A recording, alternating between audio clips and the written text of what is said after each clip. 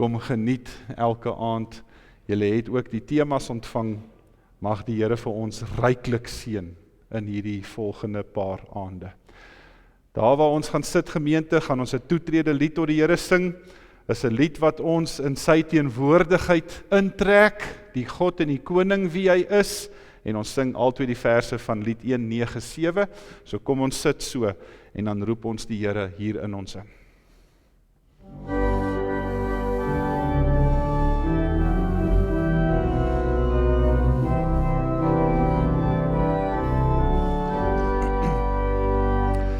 Wonderbare koning, heerser oor die skepping, is ons lofgesange.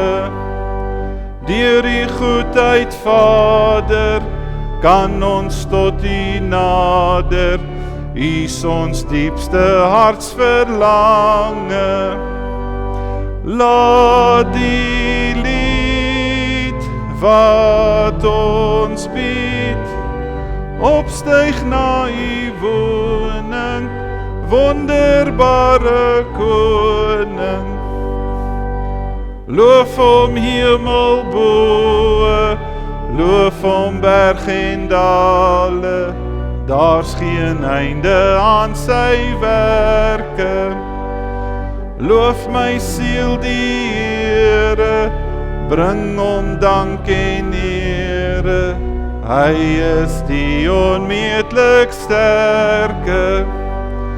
Hef hom hoog, hart en oog, wie kan ooit op aarde Heer U prys na waarde?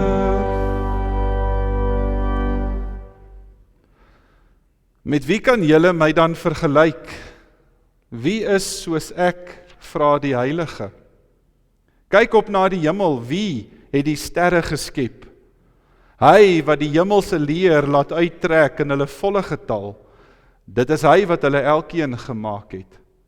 Met sy groot krag, sy groot mag, sorg hy dat geen een van hulle ontbreek nie. Waarom dan Jakob, waarom Israel, hoekom kla julle? Julle sê die Here sien nie raak wat van ons word nie, ons reg gaan by God verby, weet jy dan nie, het jy nog nie gehoor nie? Die Here is die ewige God, die skepper van die hemel en die aarde. Hy word nie moeg nie, hy raak nie afgemat nie, sy insig is ondeurgrondelik. Hy gee vermoeides krag, hy versterk die wat nie meer kan nie, en selfs jong manne word moeg en raak afgemat. Selfs manne in hulle vleuer struikel en val.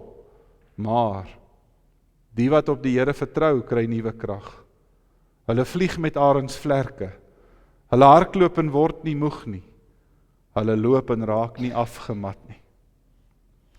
Hierdie genadige God ontmoet jou en my vanmôre met sy groot krag. Deur sy seun Jesus Christus met 'n liefde wat nooit verwelk nie en ook met die werk van die Heilige Gees wat elke dag in ons is en van ons nuwe mense maak. Amen. Gemeente, ons sing vanmôre weer 'n ou bekende Halleluja lied. Ons gaan ons 'n bietjie uit die verlede uit intrek weer, strome van seën. Ons gaan dit staande sing as 'n loflied, al 4 verse. Daarna kan u weer u sitplek neem.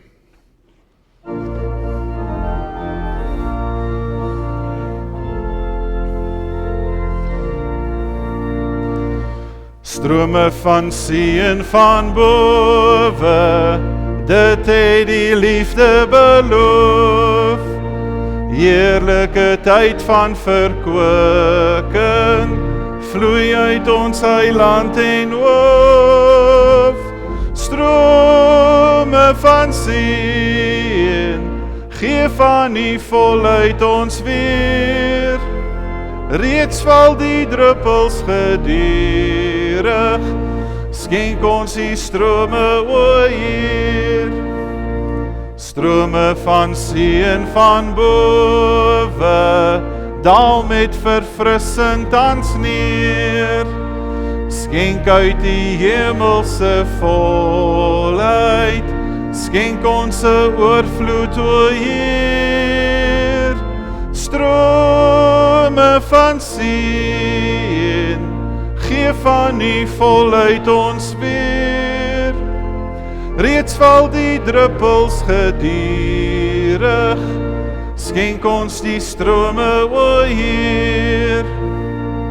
Strome van seën van bowe, Heer, laat hulle vloei in elk oord. Skenk die beloofde verkwikking, kom en bevestig U woord. Strome van seën, gee van U voluit ons weer. Reeds val die druppels gedurig, skenk ons die strome, o Heer. Van bowe, gee dit al voller, o Heer. Dorstig en biddende wag ons, word hier verheerlik, o Heer. Strome van seën, gee van U voluit ons weer. Reeds val die druppels gedurig, skenk ons U strome, o Heer.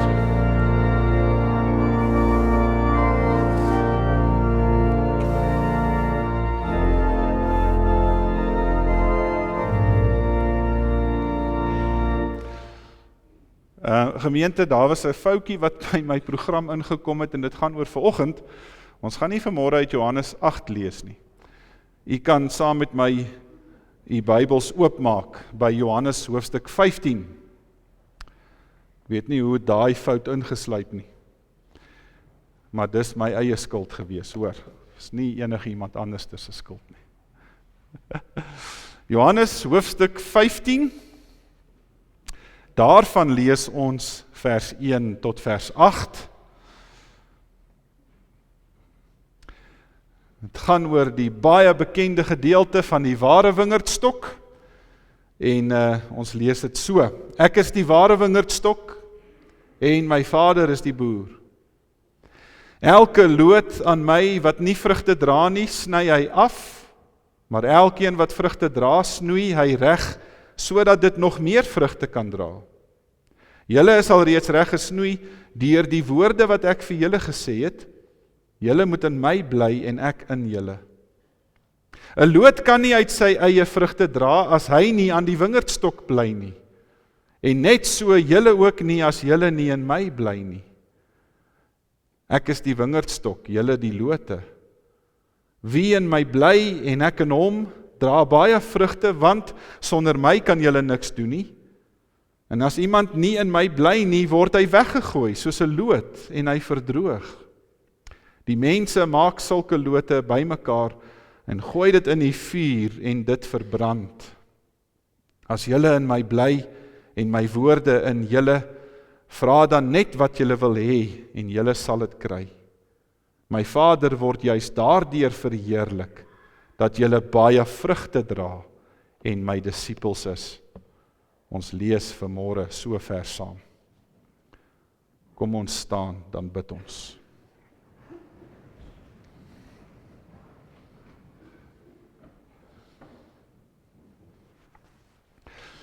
Here Jesus, nie minder nie as 6 keer sê U vir ons, bly in my, wees in my, word op my ingeënt. En ons wil vanmôre dan ook hierdie gedagte na U toe bring, en die Heilige Gees baie saggies kom vra om met ons te kom werk. En Here, ons kom vra dat U vanmôre by elke een in hierdie banke verby sal beweeg. Dat U ons elke een sal kom aanraak, waar en hoe U wil, Here, nie soos ons nie, maar soos U. Dankie vir die woord wat ons het. Dankie vir dit wat ons daaruit mag lees.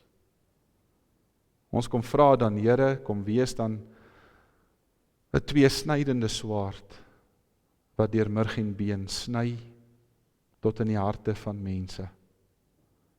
Dit bid ek in die naam van die Here Jesus Christus alleen. Amen. Dankie.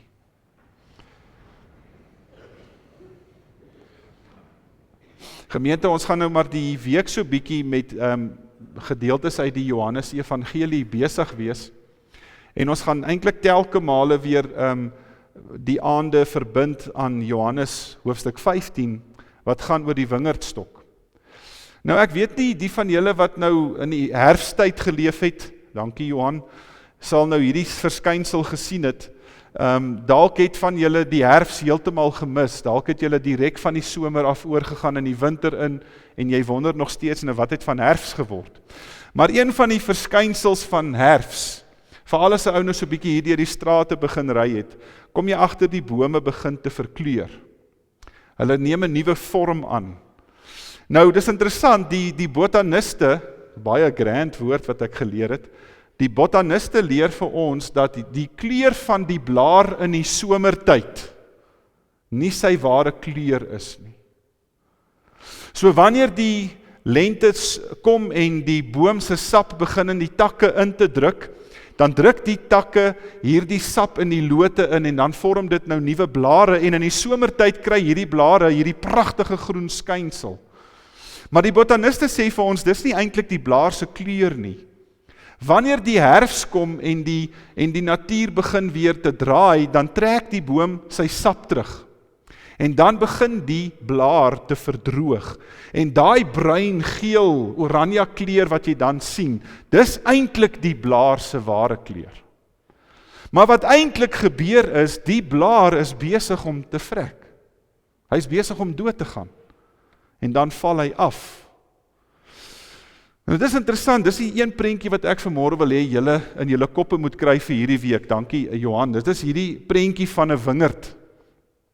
As jy so in die somertyd, die van julle wat nou al daar deur die Heksrivier vallei gery het in Desember maande as jy op pad is Parel toe, en jy kom so om die knik af, dan lê hierdie Heksrivier vallei voor jou met 'n pragtige groen plaat van wingerde. Dis die mooiste prentjie wat jy kry. En dis die prentjie wat ek vanmôre wil hê julle moet in julle koppe kry. Dat wanneer die herfsttye kom, wanneer die wintermaande kom, dan lyk dit nie meer so nie. Dan verkleur dit. Ek onthou altyd in Bethlehem in die herfsttyd was dit vir my die lekkerste tyd om Clarence toe te ry, want daai populusbome wat jy langs die pad gekry het, was die mooiste kleur gewees. Was eintlik ongelooflike natuur, maar die realiteit is dat daai goed besig was om dood te gaan, en dit is eintlik wat met alles gebeur in die natuur. En die volgende prentjie gemeente wat ons ook hierdie week in ons koppe moet hê, is die van 'n blomplant. Maar nie soos hierdie een in 'n potjie nie, eintlik 'n blomplant soos 'n ruiker, wat jy vir iemand gee en hulle gaan sit dit in 'n pot water. Nou wat vir ons baie lekker was, vir my en Retsie, elke keer as ons getrek het, as ons nou Kroonstad en Bethlehem toe is, Bethlehem terug Kroonstad toe, wat ons baie verlief voor is om in die tuin populus rose te gaan sit. Daai poppierose wat so mooi opstaan en hierdie pragtige wit rose maak, en dan versprei ons hulle en altyd tussenin die poppierose plant ons lavenders. Dit is vir Retsie een van die ongelooflikste plante, en sy het 'n groot verbintenis daarmee. Maar wat vir Retsie oneindige vreugde verskaf, is om partykeer in die tuin in te gaan. As sy weet van iemand by die skool wat nie 'n lekker dag het nie, of van iemand wat 'n swaar tyd deurgemaak het, dan gaan sy in die tuin in, en dan gaan sny sy so bietjie van die lavenders af, en dan bind sy dit om in 'n klein trossietjie. En dan gaan gee sy hierdie lavenders vir iemand as 'n geskenk. Dis nou nie vir my iets nie, vir my lyk dit pragtig in die tuin, net daar waar dit is, maar dit is iets wat vir haar baie vreugde verskaf. Maar die realiteit is gemeente. Die oomblik wanneer jy daai roos afknip, of die oomblik wanneer jy daai pragtige Afrikaner blomme wat nou by ons in die pastorietuine is, die oomblik as jy hulle pluk, of die lavender sny, is hulle besig om dood te gaan. Jy kan daai blom in 'n blompot gaan sit met water. Daai blom kan dalk nog dink hy is deel van die aar, of deel van die stok, Maar in werklikheid is daar geen voedingswaarde wat meer deur hom kom nie, want hy ontvang net die water. En daai blom word naderhand verwelk en hy gaan naderhand dood en dan beteken hy niks meer nie. En die vraag wat ek eintlik vir u wil vra vanmôre is, hoeveel blompot gemeentes dink julle is daar vandag in ons wêreld? Kerke wat nie meer op die lewensaar ingeënt is nie. Kerke wat nie meer hulle sap of hulle krag of hulle voeding by die Here Jesus kry nie, maar by ander plekke. En dit is eintlik vanmôre om vir u te kom sê, dat is 'n gesin of 'n persoon of 'n individu wat nie in Christus ingeplant is nie, is die realiteit daarvan dat jy besig is om te sterf. En ek het hierdie ding, weer moes ek dit gaan opleer, want ek het iewerster my eerste liefde verloor. Julle weet, daar was 'n tyd in my lewe, en ek dink julle sal almal so tyd onthou, toe jy net pas tot bekering gekom het, nê? En jy het gebrand vir die Here Jesus, jy het gehardloop met hom op jou skouers, jy was trots, jy wou net vir almal vertel het. Dit is amper soos die eerste keer toe ek en Retsie mekaar uiteindelik begin sien het, want ons het nie eintlik van mekaar op skool gehou nie. Ek het gedink sy was 'n snop en sy het gedink ek is lelik. En ons het eintlik nie eens met mekaar gespeel nie. Haar maale het vir haar gesê, daai seun aan die oorkant van die kerk, julle gaan kuier nie by hulle nie. Maar hoe dit ook al sy, éventueel toe ons mekaar toe nou begin raak sien, toe raak ons verlief. En ek vir julle sê, daar het hierdie vlinders in 'n ou se maag gekom, nê, daai eerste gevoel van verlief wees. En op universiteit dan sê ek vir haar, as ek haar op 'n Sondagmiddag gaan aflaai by die universiteit, hoorie so, ek weet nie of ek jou hierdie week iewers gaan sien nie. En al wat ek daai week doen, terwyl ek so besig is, ek maak net planne om by haar uit te kom, om haar te kan gaan sien, om haar te gaan vat vir koffie, plaas ek op my studies gefokus het, dan sou ek dalk vandag 'n beter prediker gewees het. Maar hoe dit ook al sy, jy doen alles in jou vermoë om net by mekaar uit te kom. Daai eerste liefde wat ons gehad het, toe ons die Here Jesus die eerste keer ontmoet het. En wat gebeur met die verloop van tyd is, daardie liefde word op 'n stadium maar so bietjie ingebed. Dit raak so bietjie gewoond. Ons kyk na mekaar, maar ons sien mekaar nie meer nie. Dis nou daai tyd van die lewe, manne, wanneer jou vrou na jou toe kom, en dan vra sy vir jou, wat sien jy, wat is anders? En dan weet jy, nou is jy in die moeilikheid, dit maak nie nou saak wat jy gaan sê nie, nou gaan dit van hier af agteruit gaan. So jy vat 'n vinnige raai, die beste raai gewoonlik is, jou hare? En, want wat gebeur? Ons weet mos hoe ons vrouens lyk.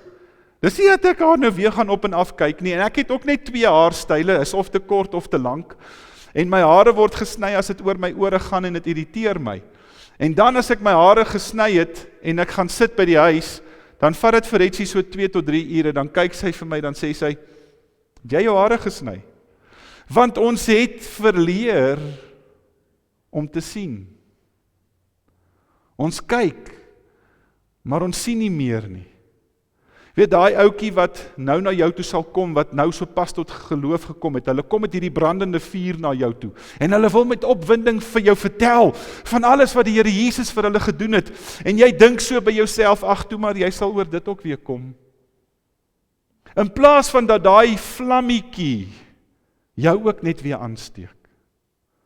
In plaas van dat daai ouetjie se vurigheid net weer so bietjie oorspoel na jou as toe wat net rook, wat nie meer 'n vonk het nie. En daarom wil ek vanmôre met u praat oor 'n klomp goed, en ons gaan so deur die loop van die week na 'n klomp goed kyk. Vanmôre wil ons bietjie kyk na verwondering, en vanaand wil ek so bietjie met julle praat oor hierdie ding van erkenning en herkenning.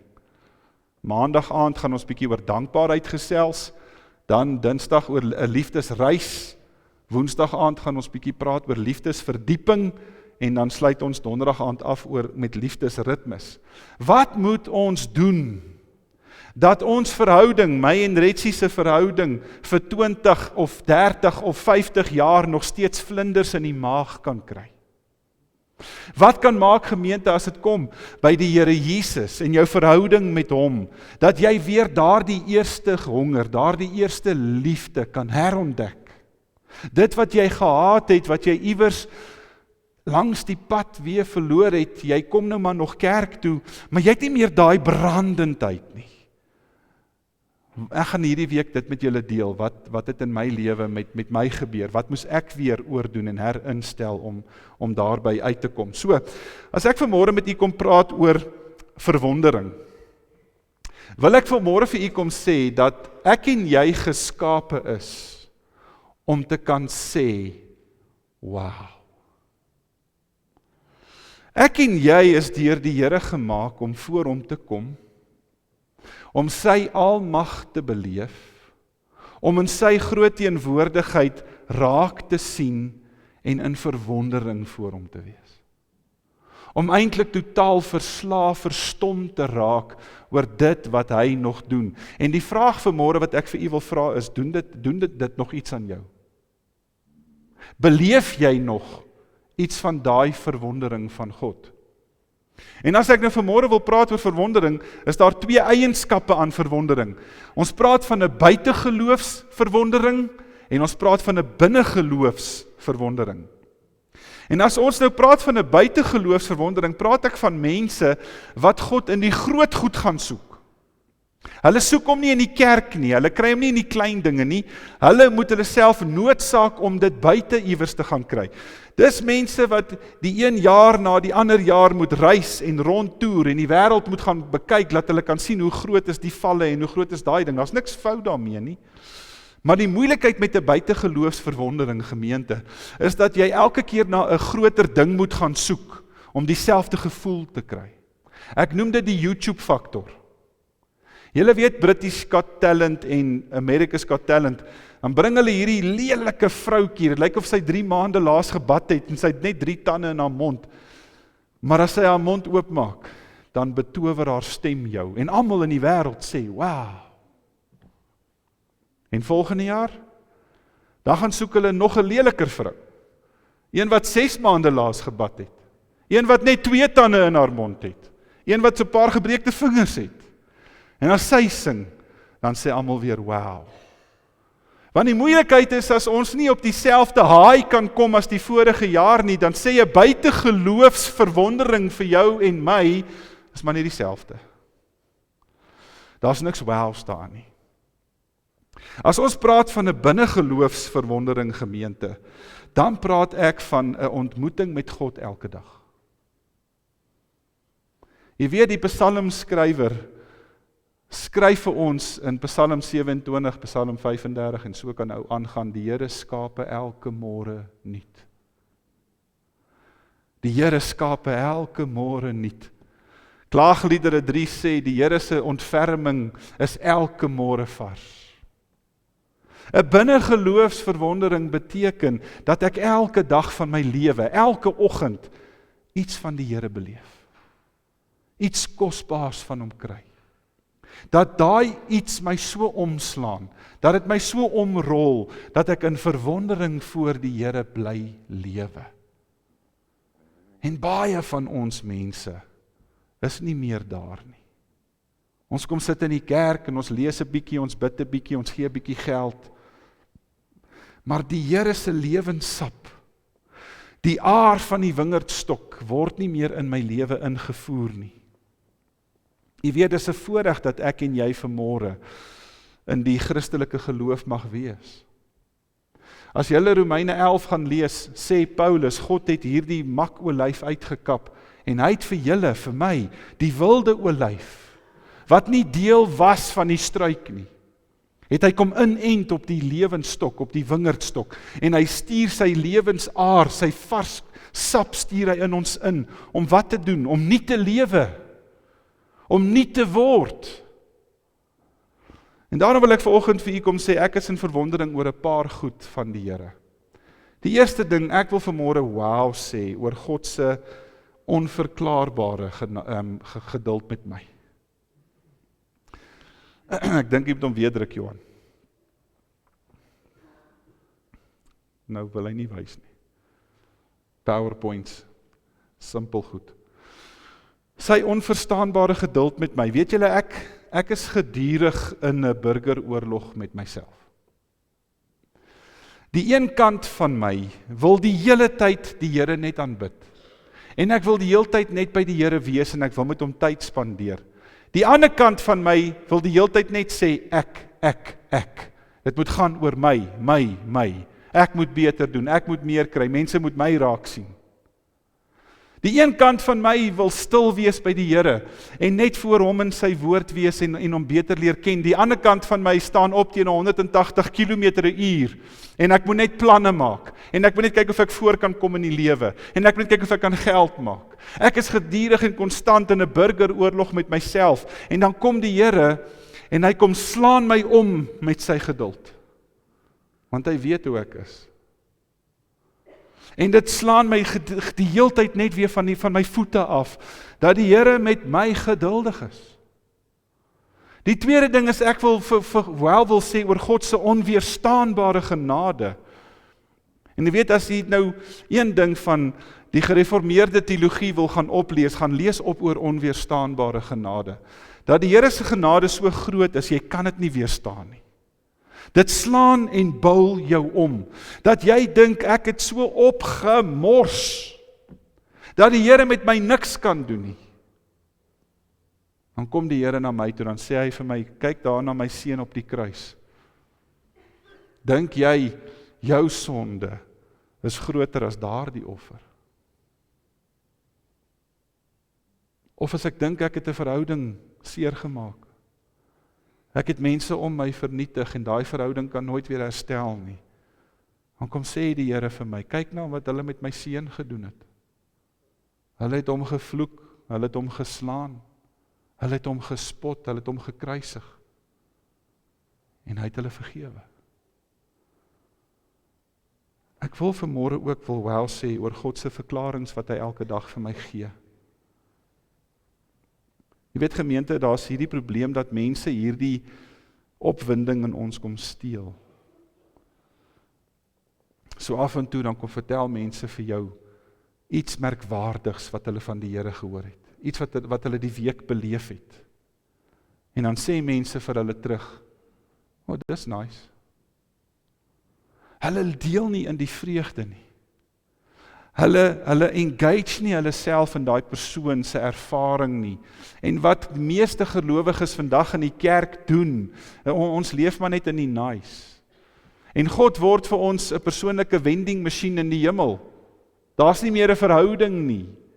Ek bid en pops gebeur dit, die Here gee dit vir my en ek gaan aan. Die verhouding tussen my en die Here word soos een van 'n agent en 'n verskaffer. Ek het hom nie nodig nie, want ek weet hy's daar, ek sal hom nader as ek hom nodig het. En gemeente, die probleem is, jy sny jouself van jou lewensaar af. Jy sit jouself in 'n blompot met 'n skyngeloof, om te dink dat jy okay is. Maar eintlik sê die Here Jesus, jy's besig om te verrot. Jy's besig om te sterf, om dood te gaan. Jy weet, ek begin ook my verwondering met die Here te verloor, as ek die lig begin vir my. Jy weet, daar's so baie mense wat na my toe kom, die week het dit ook weer gebeur. Hulle leef koes met die Here. Hulle skuifel so onder hom in. Hulle weet nie eintlik hoe om hom te benader nie, want hulle sê vir jou dominee, die Here weet van alles, maar hulle weet nie eintlik hoe om met God te werk nie. Want hulle weet nie wat gaan hy met hulle doen, as hulle die oomblik onder sy groot lig inkom nie, en dis die groot probleem. Is die groot probleem van baie mense vandag, dat ons 'n skewe beeld van God het, en ons gaan iewers in die week bietjie daaroor ook praat. Dat ek maar hier in 'n kerk kan kom sit, saam met 'n klomp mense, en net bietjie wegkruip. Dalk sien die Here iemand anders raak, voordat hy my raak sien. En dan wil ek vanmôre vir u kom sê, en ek wil daarmee afsluit. Jou eerste stap terug na jou eerste liefde toe gemeente, gaan begin as jy begin besef, God hoef nie. Dankie Johan. Dis een van die grootste dinge wat vir my omgeslaan het 'n paar jaar terug. Toe ek een oggend 'n boekie lees van oom R.C. Sproul, en hy sê in hierdie boekie, God hoef nie. God hoef nie vir jou lief te wees nie. God hoef jou nie te vergewe nie. Hy hoef jou nie te red nie. Hy hoef jou nie toe te gooi met sy seëninge nie. Hy hoef jou nie in 'n geloofsgemeenskap te sit nie. Hy hoef nie vir jou 'n vrou en kinders te gee vir wie jy lief kan wees nie. Hy hoef nie vir jou 'n dak oor jou kop te gee nie. Hy hoef nie vir jou kos te gee op jou tafel nie. Hy hoef nie vir jou 'n werk te gee nie. Hy hoef nie vir jou sy reën te gee nie. God hoef niks vir ons te doen nie. Maar hy doen dit omdat hy God is. En hy doen dit omdat ten spyte van wie hy is, nie ter wille van of omdat nie, ten spyte van wie God is, dat hy heilig is, nog steeds vir jou en vir my sê, ek is vir jou lief. En ek het jou lief genoeg om Jesus Christus na hierdie wêreld toe te stuur, sodat ek jou nie nodig het nie, maar sodat jy kan agterkom hoe nodig jy my het. Gemeente, hoe nodig het jy die Here? Wil jy graag hierdie eerste liefde van God terugkry in jou lewe? Wil jy graag weer begin by die wingerdstok, waar die Here Jesus vir ons sê, wees ingeënt op my, en die pragtige van vers 5, waar hy sê, sonder my kan julle niks doen nie. Daarom nooi ek u uit hierdie week. Kom kyk wat ons kan doen, om weer hierdie blompotfase deur te maak, en terug te kom in die wingerd, en vir die Here te sê, Here, hier is ek, gebruik my, want ek is vir u lief. Kom ons maak ons oë toe, dan bid ons saam.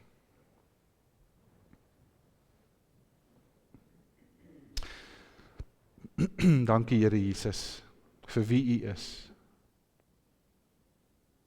Here, as dit nie was vir wie u was nie, sou ons nie gewees het wie ons is nie. Dan sou ons nooit kon word wat u beloof het nie. Kinders van God, geregverdigdes in die geloof. Here, daarom kom bid ons vanmôre dat ons nie 'n blompot kerk sal wees nie. Dat ons nie 'n blompot persoon sal wees nie. Wat mooi vertoon en dalk mooi lyk, maar Here eintlik maar sterwend is. Ons kom vra dat u dan ook in hierdie week met ons sal werk en praat hiermee. Dat ons weer opnuut ons eerste liefde sal herontdek, en daarvoor gaan ons ook die Heilige Gees vra om te help. En daarom kan ons uitsien, o Hemelvader, vir dit wat u gaan bring vir ons. Geef vir ons die goedheid, die liefde en genade, en ons vra dit in die naam van Jesus Christus, ons Here. Amen. U het geleentheid om die Here te dien met die dankoffers.